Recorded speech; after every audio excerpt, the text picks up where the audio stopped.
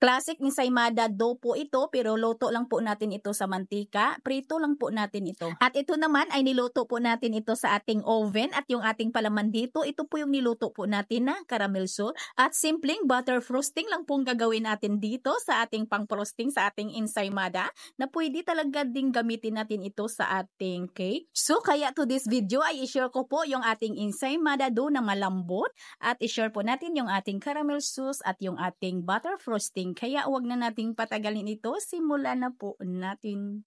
So dito mga palangga ay gagawa po tayo ng ensaymada dough na 1 kilo. Yung harina ko dito ay hinati ko lang yung ating all-purpose flour at yung ating first class flour. At naglagay lang ako ng yes and then haluin, at maglagay lang ako dito ng well sa gitna, at maglagay tayo ng ating sugar, rock salt, vanilla, at saka yung bread improver. Yung ating bread improver mga palangga ay optional na lang po. Yung ating 2 piraso na large na itlog at yung ating 2 cup na tubig.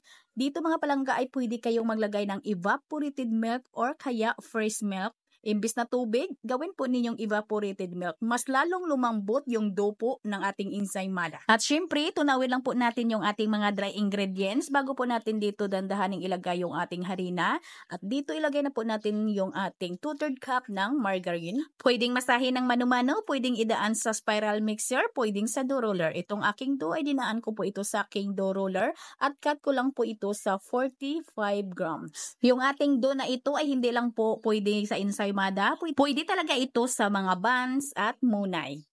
Pwede ding lagyan ng palaman mga palangga. At pagkatapos ay mag-igwas lang po tayo dito, pwede ding evaporated milk, at palsahin lang po natin ito ng 2 hanggang 3 oras. Dito sa aking burger buns ay maglagay lang po ako ng sesame seeds sa ibabaw.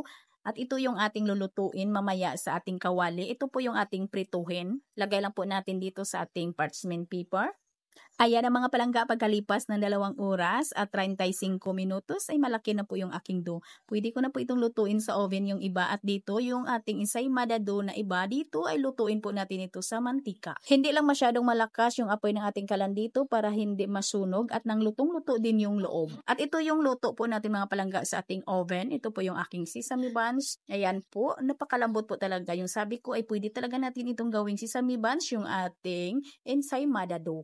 At mga palangga, ito po yung ating caramel sauce. Sundan nyo lang po yung ating video sa paggawa po ng ating caramel sauce. Ito po yung ating gawing palaman sa ating classic ensaymada.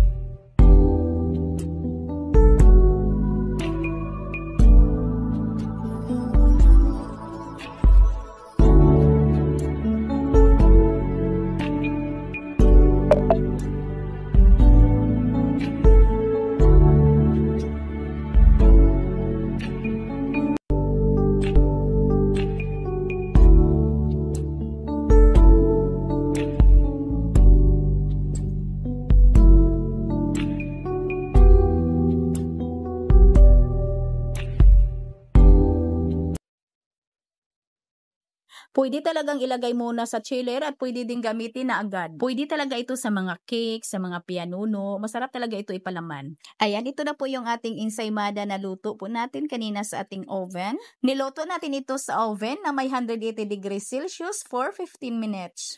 Ito na po yung ating caramel sauce. Nilagay ko na sa ating piping bag, at ipalaman na po natin dito. At pagkatapos dito mga palangga ay gawa na po tayo dito ng ating frosting. Ito po yung ating gagamitin. Gagamit lang po tayo dito ng buttercup. At yung ating buttercup ay malambot na. Palambutin lang po muna natin. Yung hindi lang po masyado talagang matigas bago po natin batihin. At bibit lang po natin ito. At nang maging smooth na talaga yung ating buttercup, na ito na po yung consistency niya, ay ilagay na po natin dito yung 2 cups po natin na powdered sugar.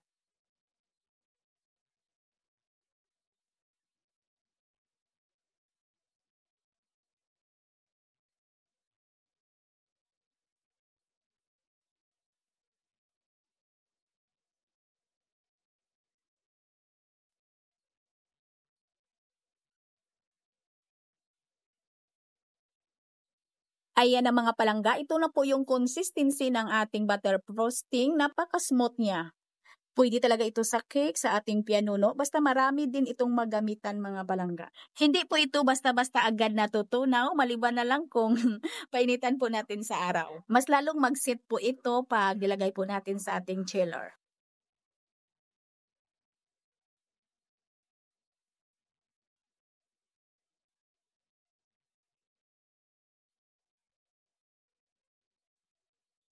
Pwede po natin itong balutin, itong gamit ko mga palangga na plastic na pangbalot po natin dito ay floral po yung pangalan nito.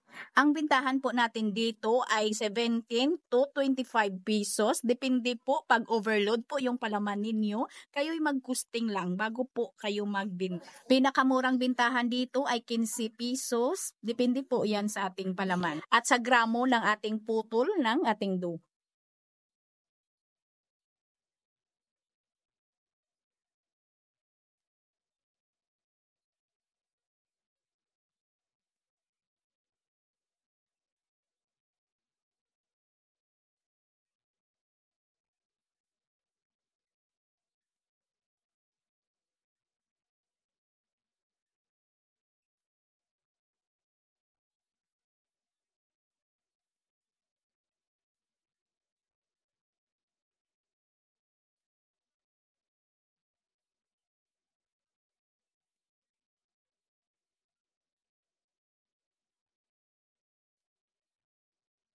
At ito naman yung ating niluto sa mantika. Ito po yung prito po natin.